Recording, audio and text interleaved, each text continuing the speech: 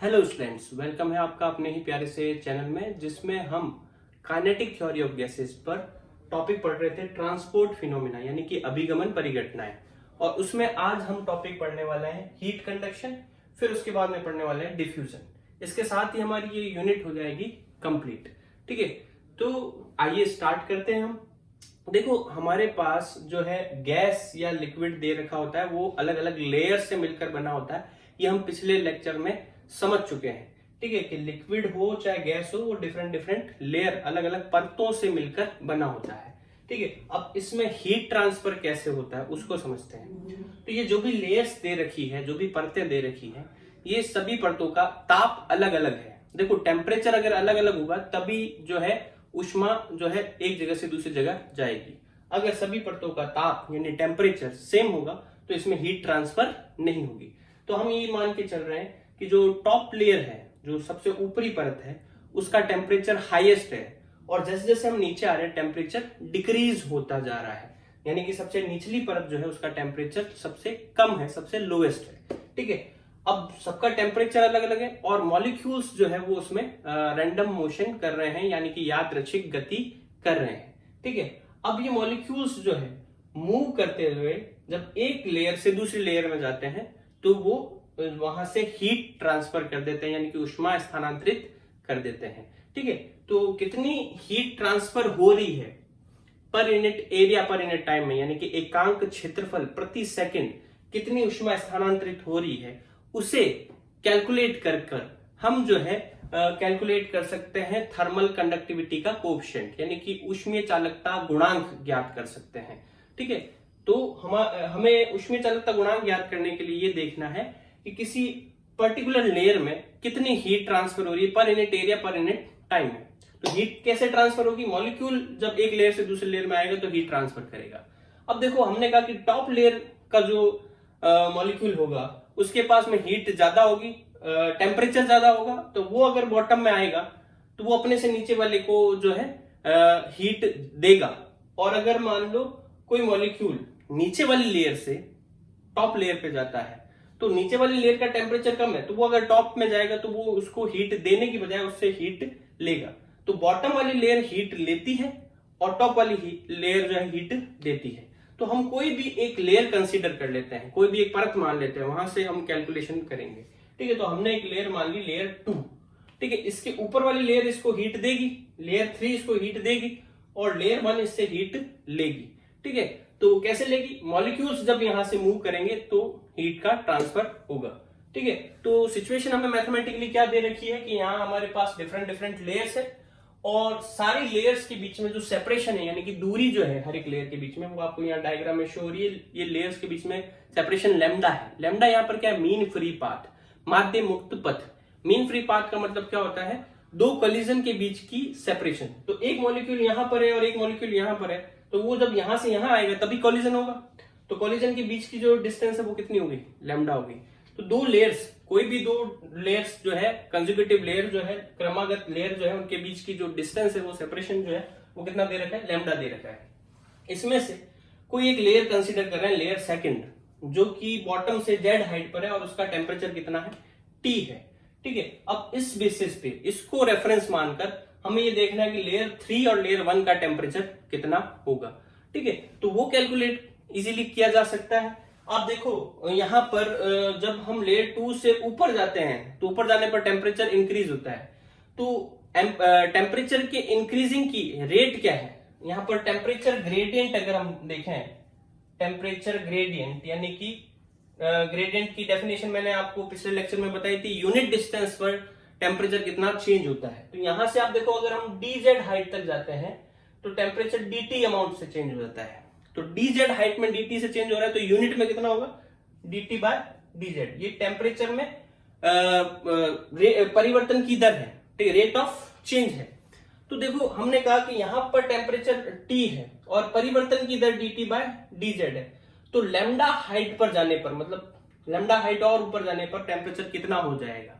ये क्वेश्चन कुछ ऐसा ही है जैसे कि एक कार जो है वो जा रही है, मान लो 10 मीटर पर सेकंड की स्पीड से। कार की स्पीड 10 मीटर पर सेकंड है और 2 मीटर पर सेकंड से उसकी स्पीड चेंज हो रही है हर एक सेकंड में।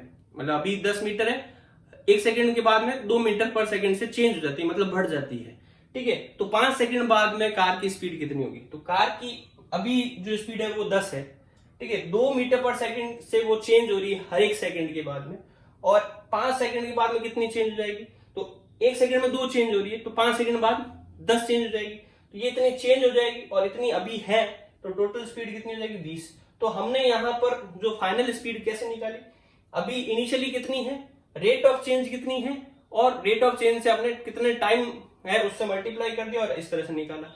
यही फॉर्मूला हम यहाँ लगाए। तो यहाँ पर आप देखो, यहाँ पर कितना है टेम्परेचर T है, रेट ऑफ चेंज कितना है dt बाय dz, और कितनी डिस्टेंस कवर करनी है हमें? लैम्डा। तो हमारे पास जो थर्ड लेयर का टेम्परेचर होगा T plus lambda into dt by dz। Clear है बात?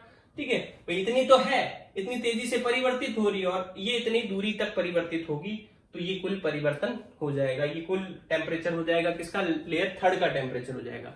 इसी तरह से अगर हम नीचे की तरफ जाते हैं तो टेम्परेचर डिक्रीज होगा। तो लेयर फर्स्ट जो है, यहाँ पर लेयर फर्स्ट आपको जो दिख रही है, इसका जो टेम्परेचर है वो हो जाएगा T minus lambda dt by dz। Clear है यहाँ तक? ठीक है, तो हमें इन 3 लेयर्स का टेम्परेचर पता चल गया। इसका T है, इसका T plus lambda dt by dz है, और इसका T minus lambda dt by dz है। क्लियर है बात यहाँ तक? अब देखो, एक मॉलिक्यूल थर्ड से सेकंड में आ रहा है, एक मॉलिक्यूल थर्ड से सेकंड में आ रहा है, तो वो अपनी जो सारी एनर्जी है वो सेकंड लेयर को दे देगा।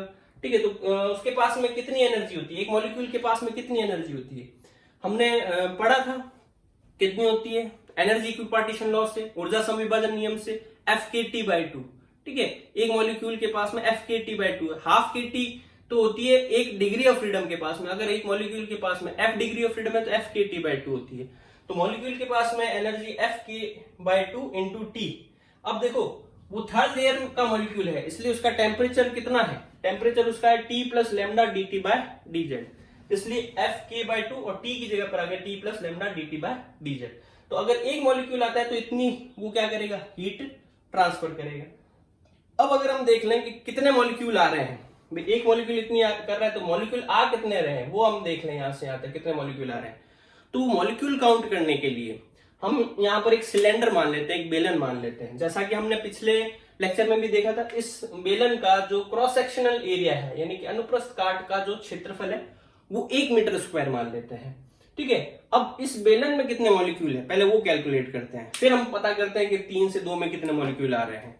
तो बेलन में मॉलिक्यूल कैलकुलेट करने के लिए एक चीज हम कंसीडर कर रहे हैं कि यहाँ हमारे पास जो यूनिट वॉल्यूम में मॉलिक्यूल है, यानी कि एकांक आयतन में जो अणु है वो कितने? स्मॉल n है। तो एकांक आयतन में स्मॉल n है, तो इस बेलन में निकालने, तो बेलन का आयतन कितना होता है? पाई आर स्क्वायर h। तो पाई आर स्क्वायर क्या हो गया? पाई आर स्क्वायर की जगह तो 1 आ गया, पाई आर स्क्वायर की जगह पर तो 1 आ गया। पाई आर स्क्वायर एरिया है, एरिया तो 1 है, और h की जगह पर क्या हो गया? इस बेलन की जो हाइट है वो कितनी होगी? लैम्डा। तो h की जगह लैम्डा आ गया, तो इस बेलन का जो वॉल्यूम है वो वॉल्यूम कितना हो जाएगा? लैम्डा हो जाएगा। वॉल्यूम इसका लैम्डा है। तो यूनिट वॉल्यूम में कितने मॉलिक्यूल है? n है। एकांक आयतन में n है, और वॉल्यूम कितना है? लैम्डा। तो बेलन में जो नंबर ऑफ मॉलिक्यूल्स है वो कितने हो जाएंगे? n लैम्डा हो जाएंगे। तो इस बेलन में n लैम्डा मॉलिक्यूल्स है। अब हम कह रहे हैं मॉलिक्यूल्स जो है वो 6 डिफरेंट डायरेक्शन में मूव कर सकते हैं। कौन कौन सी 6 different direction? +x, -x, +y, -y, +z, -z, 6 direction में मूव कर सकते हैं। ठीक है, तो अब ये इतने सारे मॉलिक्यूल्स है, x में भी जाएंगे, -x में भी जाएंगे, y में भी जाएंगे, -y में भी जाएंगे। तो अभी हमें 3 to 2 देखना है। तो 3 to 2 जो है 6 डायरेक्शन में से कोई एक डायरेक्शन है, तो उसमें कितने मॉलिक्यूल्स हो जाएंगे? 3 to 2 मूव करने वाले मॉलिक्यूल्स कितने हो जाएंगे? n lambda by 6। ठीक है, तो इतने मॉलिक्यूल 3 to 2 मूव करेंगे यूनिट एरिया में। अब यूनिट टाइम में देखते हैं कितने मॉलिक्यूल मूव करते हैं। तो पहले हम टाइम देख लेते हैं, टाइम कितना लगेगा मॉलिक्यूल को यहां से यहां तक आने में। तो टाइम क्या होता है? Distance upon speed. तो डिस्टेंस कितनी है? लैम्डा। स्पीड कितनी है? c बार। ठीक है, तो time equals to distance upon speed कर दिया। अब ये हमने मॉलिक्यूल निकाले थे यूनिट एरिया में कितने ट्रांसफर हो रहे हैं। अब यूनिट टाइम में अगर हमें देखना हो कितने मॉलिक्यूल ट्रांसफर हो रहे हैं यूनिट एरिया यूनिट टाइम में, तो हम कह रहे हैं n lambda by 6 t time में ट्रांसफर हो रहे हैं। तो यूनिट टाइम में निकालने के लिए टाइम से डिवाइड करना पड़ेगा। तो टाइम से हमने इसको डिवाइड कर दिया, लैम्डा से लैम्डा कट जाएगा, और ये हमारे पास जो है वो क्या आ जाएंगे, number of molecule transferring from one layer to another layer in unit area unit time, यानी कि एकांक क्षेत्रफल प्रति सेकंड कितने मॉलिक्यूल ट्रांसफर हो रहे हैं, एनसी बार बाय 6। ये हमने पिछले जो डेरिवेशन है उसमें भी किया था, तो कॉमन रहेगा ये, ठीक है। मैंने 2 बार इसको डेराइव करके सिखा दिया, तीसरे डेरिवेशन में बताऊंगा नहीं, तीसरे में मैं ये सीधा लिखूंगा, ठीक है। लेकिन आपके पास में अगर एग्जाम में क्वेश्चन आता है तो कोई एक क्वेश्चन आएगा, इसलिए आपको पूरा लिखना होगा यहाँ, इसलिए मैं इसको पूरा करवाया मैंने आपको, ठीक है। तो ये एनसी बार बाय 6 मॉलिक्यूल्स जो है वो ट्रांसफर होंगे एक लेयर से दूसरी लेयर में, क्लियर है। और एक मॉलिक्यूल इतनी एनर्जी ट्रांसफर करेगा, ये भी क्लियर है। तो इसका फटाफट स्क्रीनशॉट ले लो, ले लिया, चलो। अब देखो हम कह रहे हैं कि एक जो ट्रांसफर कर रहा है वो एफ के बाई 2 इंटू में ये इतनी एनर्जी ट्रांसफर कर रहा है, तो heat transfer from 3 to 2 layer 3 to 2 कितनी हीट ट्रांसफर हो रही, तो एक मॉलिक्यूल ने की F K by 2 into T plus lambda D T by D Z, इतनी हीट ट्रांसफर की एक मॉलिक्यूल ने। मॉलिक्यूल कितने हमारे पास, एनसी बार बाय 6, तो टोटल हीट ट्रांसफर हो गई है, ठीक है, 3 to 2।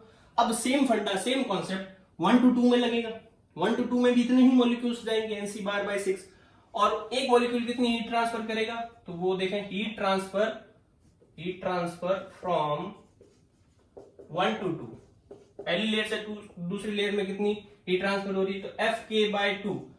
अब यहाँ पहली लेयर का टेम्परेचर कितना है वो टेम्परेचर रखेंगे यहाँ पर हम, तो T minus lambda D T by D Z, और कितने मॉलिक्यूल्स जा रहे हैं, एनसी बार बाय 6 मॉलिक्यूल्स जा रहे हैं, ठीक है। तो पहली से दूसरी में इतनी हीट ट्रांसफर हो रही है और तीसरी से दूसरी में इतनी हो रही है, लेकिन पहली से दूसरी में जो जाएंगे मॉलिक्यूल वो टेम्परेचर कम करेंगे। टेम्परेचर कम करने का मतलब नेगेटिव हीट ट्रांसफर हो रही है, मतलब 1 से 2 हीट ट्रांसफर नहीं हो रही, 2 से 1 हीट ट्रांसफर हो रही है, इसलिए यहां हम माइनस साइन लगा देंगे, ठीक है। तो टोटल हीट ट्रांसफर कितनी हो जाएगी, देखो इसने तो बढ़ाई, 3 से 2 तो जो आए मॉलिक्यूल्स उन्होंने तो यहाँ एनर्जी दी, यहाँ 1 to 2 जो मॉलिक्यूल जा रहे हैं वो एनर्जी ले रहे हैं, तो यहाँ माइनस साइन हो गया। तो टोटल हीट ट्रांसफर कितनी हो गई, टोटल हीट ट्रांसफर, तो टोटल हीट ट्रांसफर करने के लिए भाई इसने जो है इसकी मान 50 जूल दी, इसने इसमें से 30 जूल वापस निकाल दी, तो कितनी हुई, 20 जूल ही बची, ठीक है। तो ये हम दोनों को ऐड कर देते हैं, तो इसमें देखो कॉमन क्या आ रहा है, एनसी बार बाय 6 एफ के बाय 2, और ये सीधा एज इट इज हम लिख देते हैं, तो T plus lambda D T by D Z, और ये माइनस का टी और ये माइनस अंदर मल्टीप्लाई होगा तो प्लस का lambda D T by D Z. Clear हुआ यहाँ तक। तो इन दोनों में ये बाकी सारा कॉमन आ गया, यहां से ये बच गया, यहां से ये बच गया, इसको माइनस से मल्टीप्लाई कर दिया तो माइनस का टी और प्लस का हो गया ये। अब देखो टी से टी गया, अब अपने पास क्या बचा देखें। देखो ये डेरिवेशन सिंपल है, अगर हमने विस्कोसिटी वाला डेरिवेशन अच्छे से समझ लिया है तो बाकी दो डेरिवेशन सिंपल है। तो हमारे पास ये आ जाएगी F N C bar K bye 12, 6 into 2 12, और इन दोनों को ऐड करेंगे तो देखो ये सेम क्वांटिटी है, lambda D T D Z, lambda D T D Z, तो ट्वाइस हो जाएगा, डबल हो जाएगा इसका, तो यहाँ दुगना हो गया lambda D T by D Z का। क्लियर है।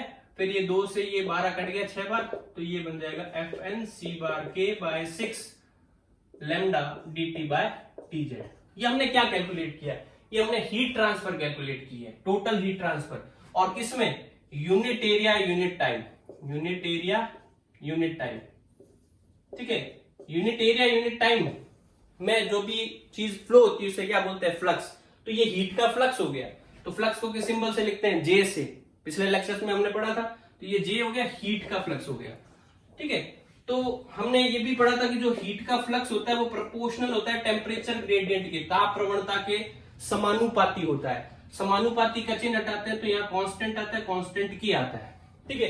ये हमारे पास एक स्टैंडर्ड फॉर्मूला है, स्टैंडर्ड फॉर्मूला मानक सूत्र है, ठीक है, मानक सूत्र है। अब इससे हम कंपेयर करें दोनों को, यहाँ जे क्यू, यहाँ जे क्यू, यहाँ D T by D Z, यहाँ D T by D Z. अब देखो यहाँ D T by D Z के मल्टीप्लाई में क्या है, के, ये के क्या है, के है यहाँ पर coefficient of thermal conductivity, thermal conductivity यानी कि ऊष्मीय चालकता गुणांक है। अब कंपेयर अगर हम करें यहाँ पर, तो कंपेयर करने पर हम जो है के की वैल्यू बता सकते हैं कि के की वैल्यू कितनी हो जाएगी, ये हो जाएगी FN बार के लैम्डा बाय 6। ये हमारे पास के की वैल्यू आ जाएगी। ठीक है, इसको नोट भी कर लेते हैं। ये पहले स्क्रीनशॉट ले लो, इसका ले लिया, तो के की वैल्यू आ जाएगी FN बार के लैम्डा बाय 6। ठीक है, यहां देखो कंफ्यूज नहीं होना है। यहां इधर जो राइट हैंड साइड में के है, ये राइट हैंड साइड में के, इसको स्मॉल लेटर में लिखना है और ये कैपिटल लेटर में लिखना है। ये थर्मल कंडक्टिविटी है, ये थर्मल कंडक्टिविटी का कोएफिशिएंट है। ठीक है, कोएफिशिएंट ऑफ थर्मल कंडक्टिविटी। और ये के क्या है, ये के है बोल्ट्जमैन कांस्टेंट। ठीक है, ये हमने निकाल लिया के का फॉर्मूला। क्लियर है यहां तक? अब देखो इसको थोड़ा सा और सजाते हैं, इसको और दूसरी फॉर्म में लाते हैं। तो अनदर फॉर्म्स अन्य रूप। तो और फॉर्म क्या बना सकते हैं? देखो हमने मोलर स्पेसिफिक हीट यानी कि मोलर विशिष्ट ऊष्मा सीवी पढ़ा था। सीवी हमने निकाला था FR/2 होता है। ठीक है, तो यहां से F की वैल्यू निकालें तो F की वैल्यू क्या हो जाएगी 2CV/R। ये F की वैल्यू यहां रख दें तो क्या बनेगा,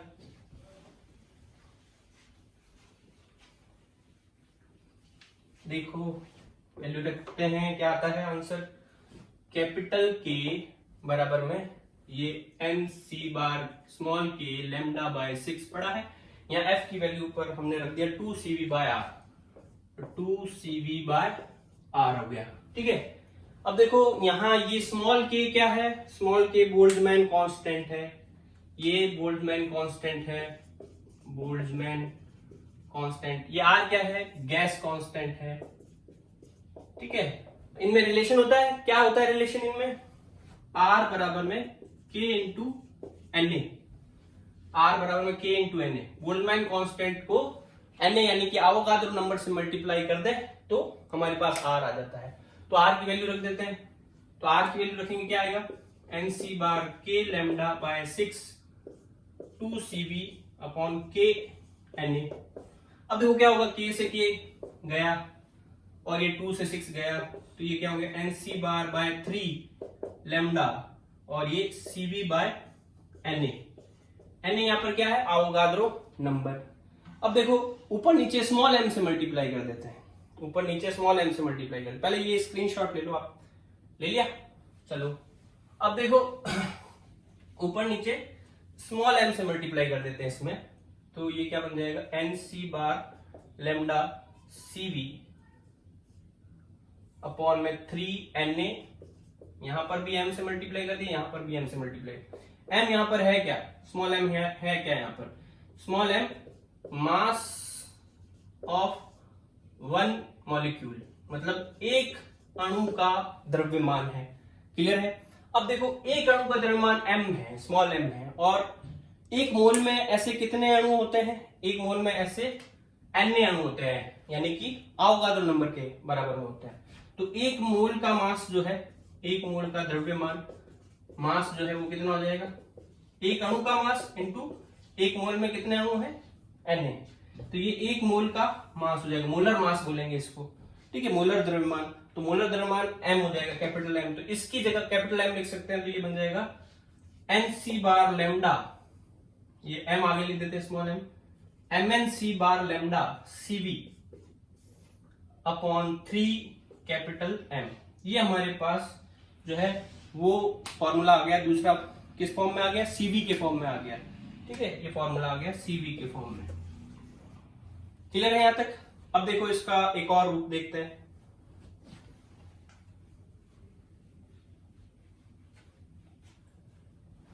अनदर फॉर्म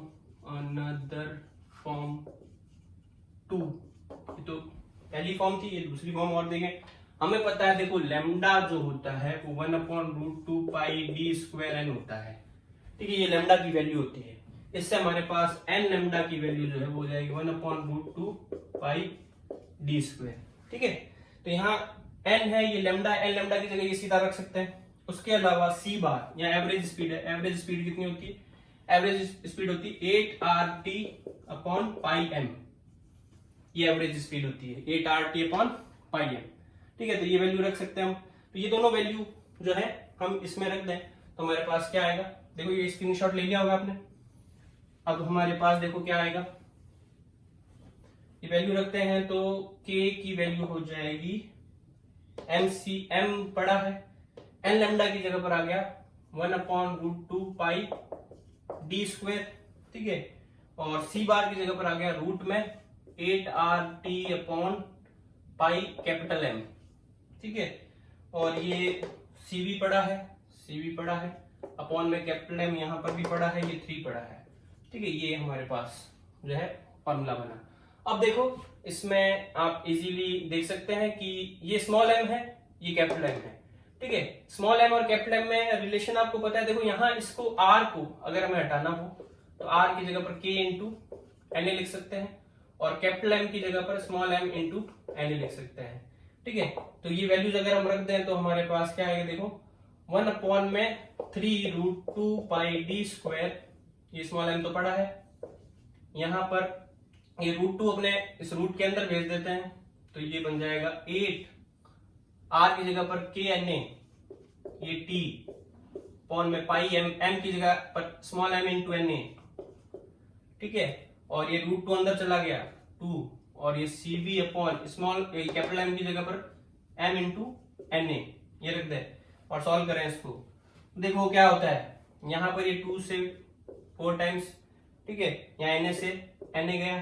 ठीक है, तो हमारे पास क्या बचा, स्मॉल m, यहाँ स्मॉल m बचा, ये 3 पाई d स्क्वायर, ये स्मॉल m भी देखो कट जाएगा, ये भी नहीं बचेगा, ये भी यहाँ से यहाँ कट गया। तो हमारे पास क्या बचा, ये 4 का रूट 2 बार आ जाएगा तो 2/3 पाई d स्क्वायर, और यहाँ रूट में क्या रह गया 4kt अपॉन पाई, ये रूट m यहाँ बच गया और ये cv ये बच गया। ठीक है, तो ये हमारे पास जो है वैल्यू आ गई। तो यहाँ पर आप देख सकते हैं कि थर्मल कंडक्टिविटी भी टेम्परेचर के रूट के प्रोपोर्शनल है। ठीक है, तो ये हमने जो है अलग अलग फॉर्म्स निकाले इसके। तो अब हम पढ़ते हैं डिफ्यूजन। तो स्टूडेंट्स अब हम डिफ्यूजन को समझते हैं, यानी कि विसरण को समझते हैं। ठीक है, तो जैसा कि डिफ्यूजन को हम पहले भी पढ़ चुके हैं, हमने जैसे एग्जांपल लिया था कि हमारे पास बॉक्स है, बॉक्स में एक पार्टीशन कर रखा है, 2 हिस्से कर दिए बॉक्स के। एक तरफ हमने हीलियम का कॉन्सेंट्रेशन ज्यादा रखा, दूसरी तरफ हीलियम का कॉन्सेंट्रेशन कम रखा। जैसे ही यहाँ पर होल करेंगे, जैसे छेद करेंगे तो हाई कॉन्सेंट्रेशन से लो कॉन्सेंट्रेशन की तरफ गैस मूव करेगी। ठीक है, यानी कि उच्च सांद्रता से निम्न सांद्रता की तरफ गैस के पार्टिकल गति करेंगे। ठीक है, तो अब इसको मैथमेटिकली शो करने के लिए हमने गैस के अलग अलग लेयर्स माने, मतलब गैसों की अलग अलग परतें मानी। ठीक है, और हमने ये माना कि सबसे जो टॉप पर परत है वहां पर जो गैस का कॉन्सेंट्रेशन है वो ज्यादा है, यानी कि सांद्रता ज्यादा है। जैसे जैसे हम नीचे जा रहे हैं सांद्रता कम होती जा रही है, यानी कंसंट्रेशन कम होता जा रहा है। कंसंट्रेशन से यहाँ हमारा क्या मतलब है, यूनिट वॉल्यूम में कितने मॉलिक्यूल्स है, यानी कि एकांक आयतन में कितने अणु हैं, उसको हम यहाँ सांद्रता कह रहे हैं। ठीक है, तो हम यहाँ कैलकुलेशन करने के लिए कोई एक लेयर सेकंड अज्यूम करते हैं जो बॉटम से z हाइट पर है और उसकी कॉन्सेंट्रेशन कितनी है, n है, और जितनी भी यहाँ पर लेयर्स दे रखी है सभी लेयर्स के बीच में जो सेपरेशन है वो कितना है, लैम्डा है। लैम्डा क्यों है सेपरेशन, हम पिछले 2 डेरिवेशन में समझ चुके हैं। लैम्डा या मीन फ्री पाथ है, 2 मॉलिक्यूल के बीच का जो सेपरेशन है, जब तक उनके बीच में कॉलिजन नहीं हो जाता तब तक उनके बीच का जो सेपरेशन होता है वो लैम्डा होता है। ठीक है, तो अब हमें ये देखना है कि अगर हम ऊपर वाले लेयर में जाते हैं, लेयर थर्ड में जाते हैं तो कॉन्सेंट्रेशन कितना होगा, नीचे वाले लेयर में जाते हैं तो कॉन्सेंट्रेशन कितना होगा। तो अगेन उसी तरह से कैलकुलेशन करनी है। कंसंट्रेशन अगर ग्रेडियंट यानी कि सांद्रता प्रवणता हमें दे रखी कितनी, dN/dz, और सेकंड लेयर का कंसंट्रेशन n है तो ऊपर जाने पर n प्लस लैम्डा dN/dz हो जाएगा। पिछले वाले लॉजिक के अकॉर्डिंग वही कार की स्पीड 10 है और परिवर्तन की दर यानी रेट ऑफ चेंज 2 मीटर पर सेकंड से वो चेंज हो रही स्पीड 5 सेकंड बाद में कितनी हो जाएगी। तो वही वाला लॉजिक लगाते हुए ऊपर जाने पर जो कंसंट्रेशन होगी वो n प्लस लैम्डा dN/dz हो जाएगी और नीचे आने पर concentration n minus lambda dn/dz हो जाएगी। क्लियर है यहाँ तक? ठीक है, सेम वही लॉजिक लग रहा है, कोई नई बात नहीं आ रही है। मॉलिक्यूल एक लेयर से दूसरी लेयर में कितने जाते हैं? यूनिट एरिया यूनिट टाइम में, यानी कि एकांक क्षेत्रफल प्रति सेकंड। कितने अणु एक लेयर से दूसरी लेयर में जाते हैं? Nc/6। n यहाँ पर क्या है? कंसंट्रेशन है पर यूनिट वॉल्यूम में, नंबर ऑफ पार्टिकल्स है। ठीक है, तो ये जो कैलकुलेशन है ये मैंने यहाँ पर डायरेक्ट लिख दी है, लेकिन आपको डायरेक्ट नहीं लिखनी है। ये मैं दो डेरिवेशन में, पिछले दो डेरिवेशन में आपको समझा चुका हूं कि कैसे आई ये कैलकुलेशन। अगर आपके एग्जाम में डिफ्यूजन का ये क्वेश्चन आ जाए डेरिवेशन, तो आपको ये डायरेक्ट नहीं लिखनी है, आपको उसी तरीके से सॉल्व करना है। क्योंकि हम ये दो बार कर चुके हैं तो टाइम वेस्ट नहीं करते, इसलिए मैंने यहाँ डायरेक्ट लिख दी है। अब देखो, इस बेसिस पे हम जो है वो कैलकुलेट करते हैं कि लेयर थर्ड से लेयर सेकंड में जो है यूनिट एरिया यूनिट टाइम में कितने मॉलिक्यूल्स ट्रांसफर कर रहे हैं और लेयर फर्स्ट से लेयर सेकंड में कितने मॉलिक्यूल्स ट्रांसफर कर रहे हैं। तो देखो, लेयर थर्ड से लेयर सेकंड में ये फॉर्मूला लगाते हैं Nc/6। तो C/6 तो एज इट इज पड़ा है। यहाँ n क्या है? उस लेयर में पाए जाने वाले मॉलिक्यूल्स का कॉन्सेंट्रेशन। तो लेयर थर्ड में जो मॉलिक्यूल्स है उनका कॉन्सेंट्रेशन कितना? n plus lambda dn/dz। तो फॉर्मूला हम ये लगा रहे हैं, लेकिन उसमें n की जगह पर क्या आ जाएगा? n plus lambda dn/dz। Layer third से सेकंड में आते समय, समझ आ गई बात? और लेयर फर्स्ट से सेकंड में आते हैं, तो फर्स्ट में यहाँ पर जो है मॉलिक्यूल्स का कॉन्सेंट्रेशन कितना होगा? ये होगा n माइनस लैम्डा dn/dz। तो जब हम लेयर फर्स्ट से सेकंड में आ रहे हैं, तब उस समय हमें जो है ये वाला फॉर्मूले में n की जगह ये वैल्यू रखनी है। ठीक है, अब इस तरह से हमने ये जो है कैलकुलेशन कर लिया कि भाई लेयर थर्ड से सेकंड में कितने ट्रांसफर हुए और लेयर फर्स्ट से जो है सेकंड में कितने ट्रांसफर हुए। ठीक है, अब अगेन ये जो है ये जब आ रहे हैं मॉलिक्यूल्स, ये इधर ट्रांसफर होने का मतलब इतना कॉन्सेंट्रेशन कम हो जाएगा, डिक्रीज हो जाएगा। तो ये नेगेटिव साइन होगा और यहाँ पर पॉजिटिव साइन होगा। तो नेट ट्रांसफर कितना होगा वो नेट ट्रांसफर हम देख लेते हैं। पहले ये आपने स्क्रीनशॉट ले लिया होगा, नहीं लिया है तो थोड़ा रिवाइंड करके ले लें। तो यहाँ नेट ट्रांसफर कितना हो जाएगा मॉलिक्यूल्स का? तो नेट ट्रांसफर निकालने के लिए इन दोनों को ऐड कर लेते हैं। तो C/6 तो कॉमन है, यहाँ n प्लस लैम्डा dn/dz, और ये माइनस अंदर मल्टीप्लाई करते तो minus n plus lambda dn/dz। तो n से n गया और ये सेम क्वांटिटी ऐड हुई, ट्वाइस हो जाएगी, दुगनी हो जाएगी। तो दुगनी होगी तो ये 6 कट जाएगा, 3 रह जाएगा नीचे, और ये C बार और लैम्डा dn/dz।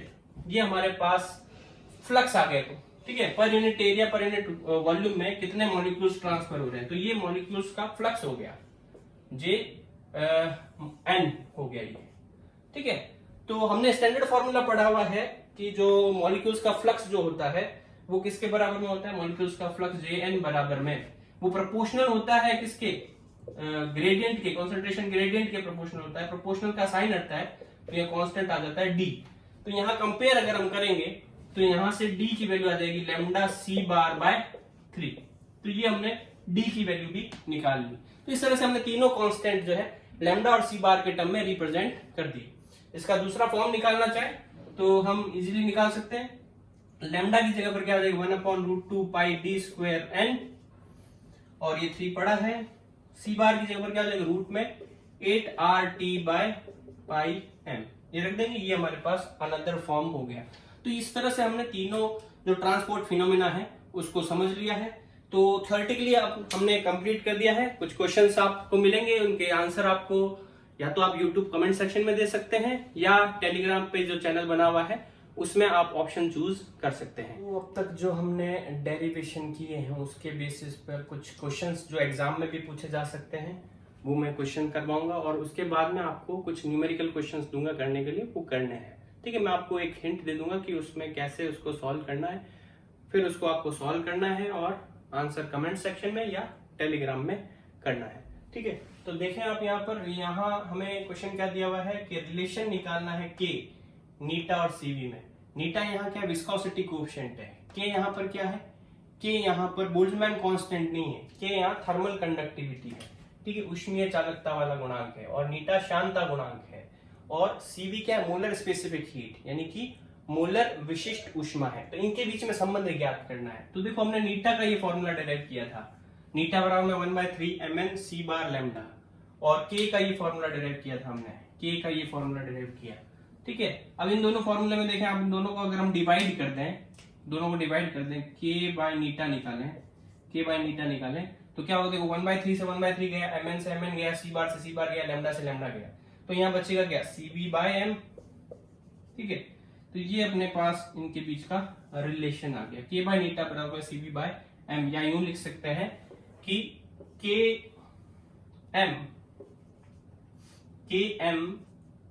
अपॉन में नीटा cb बराबर में 1 सॉरी तो हम ये लिख सकते हैं km अपॉन में नीटा cb बराबर में 1। तो आपसे ये भी सीधा क्वेश्चन पूछा जाता है कि show that km upon Neeta cb बराबर में 1। ठीक है, तो सिंपल सा रिलेशन था, हमने प्रूव कर दिया। ओके, अब देखें दूसरा क्वेश्चन क्या है, हमें रिलेशन निकालना है d जो है वो कोएफिशिएंट ऑफ डिफ्यूजन का जो गुणांक है वो है d, रो मतलब डेंसिटी घनत्व, और नीटा मतलब श्यानता गुणांक, इनके बीच में रिलेशन निकालना है। तो हमने फॉर्मूले क्या डिराइव किए थे, नीटा का ये फॉर्मूला था, k का ये था और d का ये था। हमें d, नीटा और रो के बीच में रिलेशन निकालना है। तो देखो आप यहाँ पर इक्वेशन को डिवाइड कर दे, अगर हम इन दोनों इक्वेशन को डिवाइड कर दे, ये इक्वेशन फर्स्ट है, ये सेकंड है, ये थर्ड है, तो अगर हम फर्स्ट और थर्ड को डिवाइड करें तो नीटा बाय डी जो है वो क्या हो जाएगा, देखो 1/3 से 1/3 गया, लैम्डा से लैम्डा गया, c बार से c बार गया, यहाँ बच क्या आ जाएगा mn। अब देखो यहाँ स्मॉल n क्या है, स्मॉल n यहाँ पर number of molecules in unit volume है, तो इसको हम ऐसे लिख सकते हैं mn अपॉन v। ठीक है, यहाँ स्मॉल n की जगह पर हमने लिख दिया कैपिटल N अपॉन v, यानी कि यूनिट वॉल्यूम में कितने नंबर ऑफ मॉलिक्यूल्स है। ठीक है, ये टोटल नंबर ऑफ मॉलिक्यूल्स हो गया और ये टोटल वॉल्यूम हो गया। ठीक है, अब देखो स्मॉल m का मतलब क्या है, एक मॉलिक्यूल का मास, और n का मतलब टोटल नंबर ऑफ मॉलिक्यूल्स, तो ये हो जाएगा total mass upon total volume. अब total mass upon total volume क्या होता है, डेंसिटी घनत्व, तो ये डेंसिटी हो जाएगा। तो इसका मतलब नीटा अपॉन डी जो है वो रो के बराबर में हो जाएगा, ये रिलेशन हो गया। ठीक है, तो ये रिलेशन हमसे पूछा भी जा सकता है कि प्रूव दैट नीटा by D equals to rho, और या इस पर न्यूमेरिकल भी आ सकता है। ठीक है, अब देखो आपको ये 3 क्वेश्चंस दिए हुए हैं जिनको आपको सॉल्व करना है, कमेंट सेक्शन में आंसर दें या टेलीग्राम पर आंसर दें। देखो क्वेश्चन क्या है, N2 गैस यानी कि नाइट्रोजन गैस के लिए कोएफिशिएंट ऑफ विस्कोसिटी यानी कि श्यानता गुणांक आपको दे रखा है 1.66 × 10⁻⁴ gram centimetre inverse second inverse, यानी CGS में दे रखा है आपको कोएफिशिएंट ऑफ विस्कोसिटी, और जो उसकी एवरेज स्पीड है वो दे रखी 4.5 × 10⁻⁴, यानी कि 4.5 × 10⁴ सेंटीमीटर पर सेकंड, ये भी CGS में दे रखी है, और डेंसिटी आपको दे रखी है 1.25 × 10⁻³ आपको निकालना क्या है, लैम्डा निकालना है। ठीक है, तो आप यहाँ पर हिंट देता हूं मैं आपको कि आपको यहाँ नीटा का फॉर्मूला जो हमने डेराइव किया था वो लगाना है, और उसमें एक टर्म आती है mn, जो अभी हमने लास्ट डेरिवेशन किया, उस mn को हमने डेंसिटी में कैसे कन्वर्ट किया था, उस टर्म को डेंसिटी में कन्वर्ट करके फॉर्मूले को डेंसिटी के टर्म में लाएं, और फिर ये तीनों पैरामीटर रखकर आप लैम्डा निकालने की कोशिश करें। देखिए इसका आंसर क्या आएगा। फिर आप देखें दूसरा क्वेश्चन आपको दिया हुआ है कि हाइड्रोजन और ऑक्सीजन जो गैस है उनके जो डायमीटर है वो डायमीटर कितने दे रखे हैं, 2.5 एंगस्ट्रॉम और 3.5 एंगस्ट्रॉम, मतलब जो उनके मॉलिक्यूल्स हैं उनके डायमीटर 2.5 एंगस्ट्रॉम और 3.5 एंगस्ट्रॉम दे रखे हैं। हमें क्या करना है, उनकी जो थर्मल कंडक्टिविटी का कोएफिशिएंट है यानी ऊष्मीय चालकता के जो गुणांक है उनके अनुपात ज्ञात करना है, मतलब हाइड्रोजन का थर्मल कंडक्टिविटी और ऑक्सीजन की थर्मल कंडक्टिविटी का अनुपात ज्ञात करना है। हमें गिवन क्या दिया हुआ है, टेम्परेचर सेम दिया हुआ है। ठीक है, तो लास्ट में जो हमने फॉर्मूला डेराइव किया था थर्मल कंडक्टिविटी का इन टर्म्स ऑफ टेम्परेचर, ताप के रूप में, ठीक है, वो वाला फॉर्मूला लगाना है। उस फॉर्मूले में आप देखो एक टर्म आई थी स्मॉल m क्या था, मास ऑफ सिंगल मॉलिक्यूल। तो आप देखो ऑक्सीजन और हाइड्रोजन के सिंगल मॉलिक्यूल के मास जो है वो अलग अलग होंगे। ठीक है, तो इनका जो थर्मल कंडक्टिविटी है वो मास पर डिपेंड करेगी और वो इनके डायमीटर पर भी डिपेंड करेगी। ठीक है, तो उसके बेसिस पे आपको इनका रेशियो निकालना है, सिंपल फॉर्मूला पुट करना है, रेशियो निकालना है, सॉल्व करना है। फिर क्वेश्चन थर्ड आपको दिया हुआ है, आपको ऑक्सीजन गैस के लिए डी, ये डी क्या है, डी जो है कोएफिशिएंट ऑफ डिफ्यूजन मतलब विसरण गुणांक है, ये और ये आपको गिवन है एमकेएस यूनिट में दे रखा है नीटा यानी कि विस्कोसिटी का कोएफिशिएंट, शांता गुणांक दे रखा है, सी बार यानी कि एवरेज स्पीड आपको दे रखी है। ये सारे आपको जो है एमकेएस यूनिट में दे रखे हैं। आपको निकालना क्या है, रो और लेमडा निकालना है। तो आप देखो यहाँ डी और नीटा में हमने एक रिलेशन निकाला था, वो रिलेशन का यूज करके आप जो है वो रो निकाल सकते हैं। फिर आप डी का ही फॉर्मूला लगाते हुए लेमडा कैलकुलेट कर सकते हैं। डी के फॉर्मूले में आप देखो सी बार भी आता है, लेमडा भी आता है, डी भी आता है, तो वो आप लगाते हुए लेमडा कैलकुलेट कर सकते हैं। तो ये आपके 3 क्वेश्चन हो गए, इनको आपको सॉल्व करना है। आंसर इसका कमेंट सेक्शन में या टेलीग्राम पर देना है। तो आज के लिए इतना ही, बाकी करते हैं नेक्स्ट क्लास में। तब तक stay home, stay safe and keep studying.